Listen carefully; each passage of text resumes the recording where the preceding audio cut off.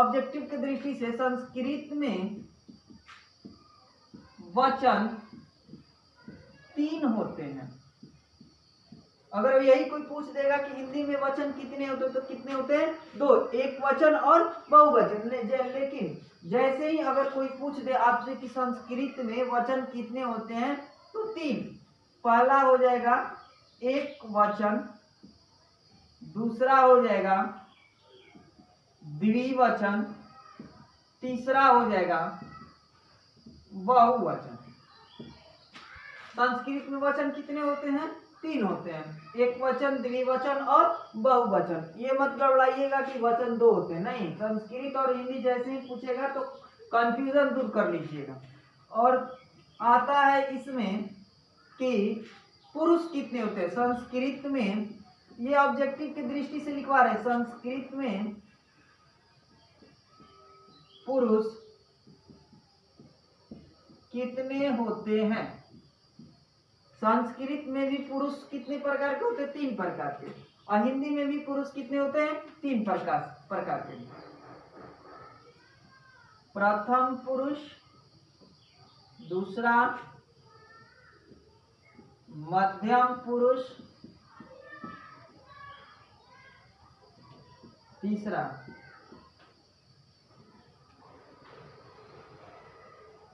उत्तम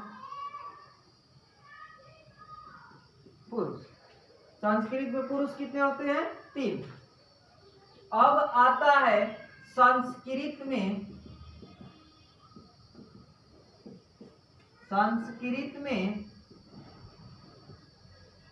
विभक्ति कितने होते हैं। संस्कृत में विभक्ति कितने होते हैं? आप लोगों ने पढ़ा होगा संस्कृत में विभक्ति कब हो? 8 गो चाहे 7 गो। तो ये मैं क्लियर करूंगा कि संस्कृत में विभक्ति कितने होते हैं। तो संस्कृत में विभक्ति जो होते हैं वह होते हैं 7। कितने होते हैं? 7। कौन कौन? प्रथमा विभक्ति, दूसरा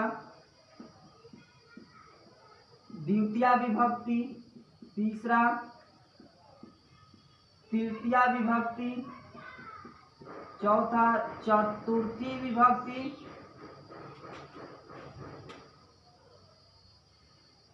चतुर्थी, पांचवा पंचमी विभक्ति, छठा हो गया आपका षष्ठी विभक्ति, और ये आपका 7वां हो गया सप्तमी विभक्ति। ये आपका 7 विभक्ति होगा। आप कहिएगा कि 8वां भी होता है क्या चीज? संबोधन। तो ये संबोधन जो है ये चला जाता है प्रथमा विभक्ति में। इसको इसलिए हम नहीं लेते हैं। ये कहाँ चला जाता है?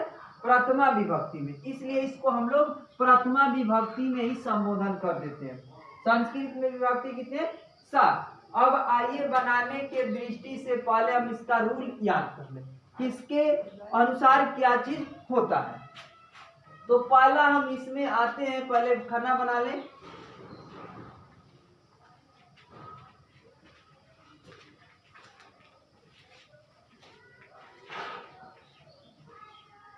ये आप लोगों का खाना बन गया। देखते हैं कलम।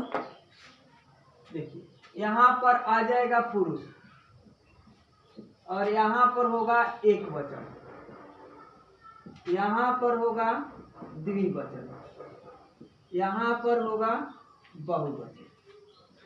कोई दिक्कत? यहाँ पर हो जाएगा। देखिए यहाँ पर हमने लिखा पुरुष कितने होते हैं? 3।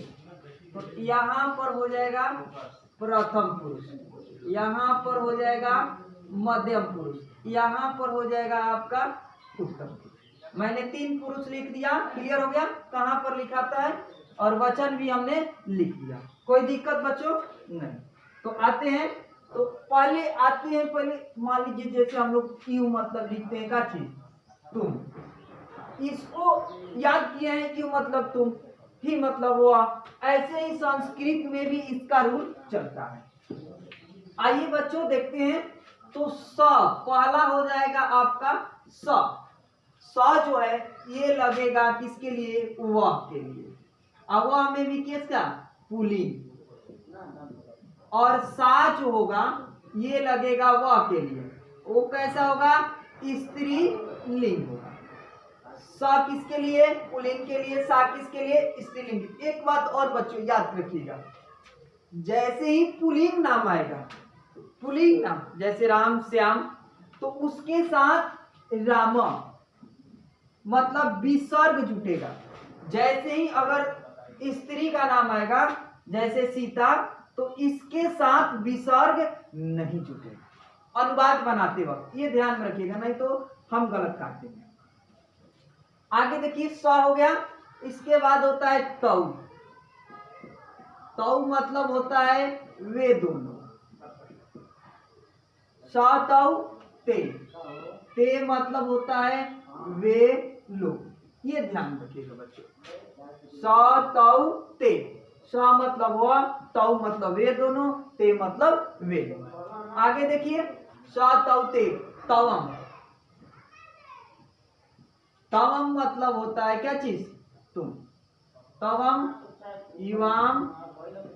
इवाम मतलब होता है तुम दोनों। इवाम मतलब तुम दोनों। तवम इवाम इवम। इवम मतलब होता है तुम लोग। बच्चों अच्छे से देखिएगा। अब आ जाता है तवम इवाम इवम। अब होता है अहम। अहम मतलब मैं, घमंड। देख जान रहे हो? अहम मतलब मैं। अहम अवाम। अवाम मतलब हो जाएगा हम दोनों। और अहम अवाम। और लास्ट होता है वयम। वयम मतलब हम लोग। ये बच्चों याद रखिएगा। एक चीज और नोट हम लिखवा देते हैं। पुल्लिंग रहेगा, पुल्लिंग रहेगा तो विसर्ग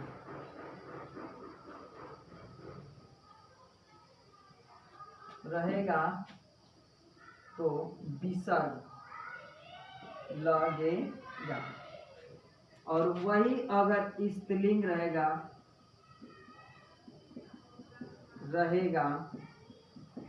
तो विसर्ग नहीं लगेगा। विसर्ग नहीं लगेगा। ये बच्चों याद रखिए। पुल्लिंग रहेगा तो विसर्ग लगेगा, और स्त्रीलिंग रहेगा तो क्या चीज? विसर्ग नहीं लगेगा। अब आते हैं विधिवत ढंग से। पहला हमारा है लट लकार। इसको हम लोग वर्तमान काल भी कहते हैं। क्या चीज? वर्तमान काल भी कहते हैं। वर्तमान काल जैसे प्रेजेंट इंडेफिनिट, मतलब प्रेजेंट में हम लोग चल रहे हैं। तो लट लकार यहां पर हमने लिख दिया। क्या चीज? लट लकार। क्या चीज? वर्तमान काल। अब इसका हम पहचान लिखने जा रहे हैं। पहचान कहाँ पर क्या रहेगा कि हम पहचान करेंगे कि कौन सा लकार कौन है। पहचान लिखकर डैश देंगे तो इसमें होगा कि जिस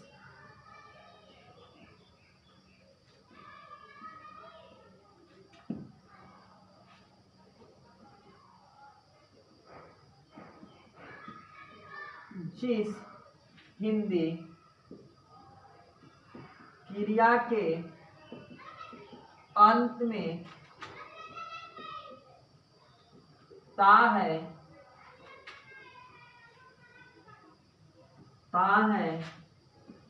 ती है, ते है,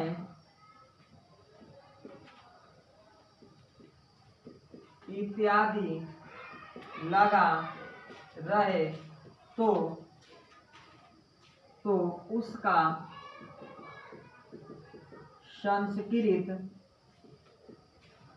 अनुवाद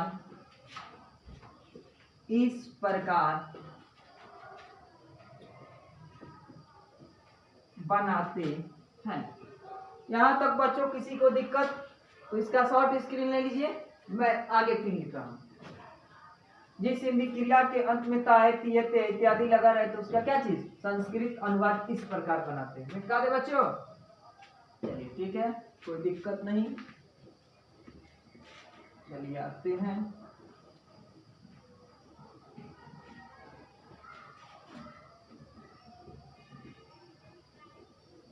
अच्छे से देखिएगा, 10 9 दोनों में काम करेगा। ऑब्जेक्टिव के दृष्टि से भी इसको मिलाते चलिएगा। आते हैं बच्चों, तो उसका संस्कृत अनुवाद इस प्रकार बनाते हैं। वहां से पैराग्राफ चेंज कर लीजिएगा, लिखिएगा सबसे पहले कर्ता को प्रथमा विभक्ति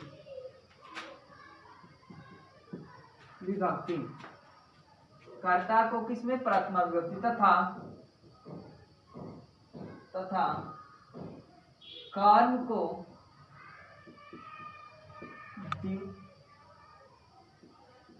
द्वितीया विभक्ति,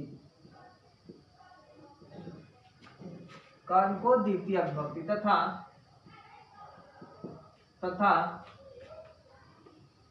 क्रिया में लट लकार के धातु रूप लिखते हैं।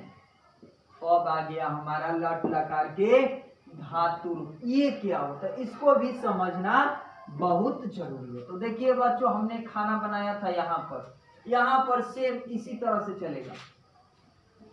ये हो गया, ये हो गया। बच्चों बताइए क्या क्या होगा यहाँ पर, आप लोग समझ रहे होंगे,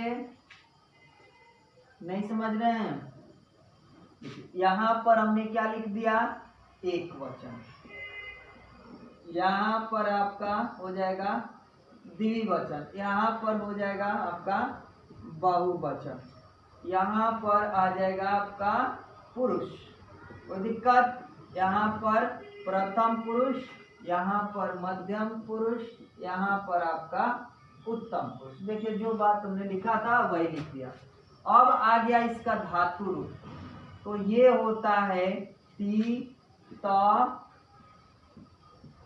अंति सी थ आमी आव आम। ये बच्चों आपका लट लकार के धातु रूप हो गया। ये किस में जोड़ेंगे, क्रिया में जिसके अंत में क्या चीज ना हो। आइए इस पर हम एक दो एग्जाम्पल देखें कैसे अनुवाद बनाएंगे। तो देखिए मैं एग्जाम्पल के तौर पर इसको हम लोग देखते हैं। मैं पटना जाता हूँ, सीता आम खाती है, राम पत्र पढ़ता है।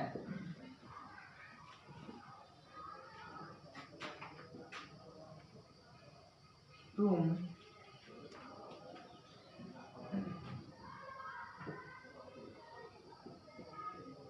गेंद खेलते हो।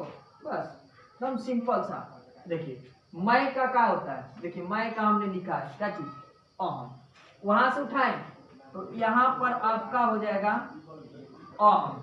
देखिए अहम हमने क्या किया, देखिए यहाँ पर सबसे पहले कर्ता को प्रथमा विभक्ति में लिख दिया अहम, उसके बाद बोला क्या चीज, इसमें पहला क्या चीज ये है कर्ता, ये क्या है मैं कर्ता, पटना क्या हुआ कर्म हुआ, ये क्या हुआ जाना क्रिया। ये तो आप लोग समझ रहे हैं सहायक क्रिया हुआ। ये क्या हुआ? सहायक क्रिया। तो कर्म को क्या चीज द्वितीय विभक्ति में लिखना है। कर्म को क्या चीज द्वितीय विभक्ति में। तो पटना का होता है पाटलिपुत्र। अब इसको द्वितीय विभक्ति में बदलने के लिए इसमें क्या करेंगे? म को जोड़ देंगे। तो ये हो जाएगा अहम पाटलिपुत्र पुत्रम। जाना के क्या होता है बच्चों? जान रहे होंगे गच्छ। अहम यहाँ पर आया हुआ है उत्तम पुरुष एक वचन में। देखिए तो आमी है तो इसमें क्या जोड़ देंगे? गच्छामि। ये आपका अनुवाद बन गया। सीता आम खाती थी। देखिए बच्चों हमने लिखवाया था सीता आम के क्या हो जाएगा? आम्रम। खाना के खाद। तो देखिए नाम जो आएगा वो यहाँ पर आएगा शुरू में। तो क्या है? ती। तो खादती। देखिए बच्चों एक चीज और हमें मिस्टेक कर रही है। गलत है कि सही है? तो ये हम कहेंगे क्या चीज गलत है। क्यों? तो देखिए स्त्रीलिंग में क्या चीज है? विसर्ग नहीं रहेगा। तो यहाँ से हम विसर्ग को मिटाएंगे तब ये क्या हो जाएगा? सही होगा। नहीं तो क्या हो गया? अन्यथा ये गलत हो जाएगा। राम पत्र पढ़ता है तो क्या हो जाएगा? राम। पत्र के पत्र इसको द्वितीय विभक्ति में बदलेंगे तो क्या हो जाएगा? पत्रम। पढ़ना के पठ। राम कहाँ आएगा? यहीं पर तीन। तो क्या ये वाक्य सही है? ये अनुवाद सही है? नहीं। क्यों? क्योंकि इसमें विसर्ग नहीं लगा हुआ है। ये विसर्ग नहीं लगा हुआ। विसर्ग लगा देंगे तो ये क्या हो जाएगा? सही हो जाएगा। तुम का क्या होता है? तुम का देखिए यहाँ पर बच्चों तुम का तवम। देखिए यहाँ पर लिख देंगे क्या चीज? तवम। गेंद के कंदुकम। खेलना के खेल या क्रीड। तो कहाँ पर? यहाँ पर मध्यम पुरुष एक वचन। तो यह हो जाएगा खेलसी। ये आपका लट लकार खत्म हो गया। बच्चों समझ में नहीं आया होगा तो कमेंट्स बॉक्स में जरूर लिखिएगा। कल इस पर मैं होमवर्क दूंगा बनाने के लिए। अच्छे से इसको समझ लीजिएगा। 9th 10th दोनों काम करेगा। शॉर्ट स्क्रीन ले लीजिए बच्चों।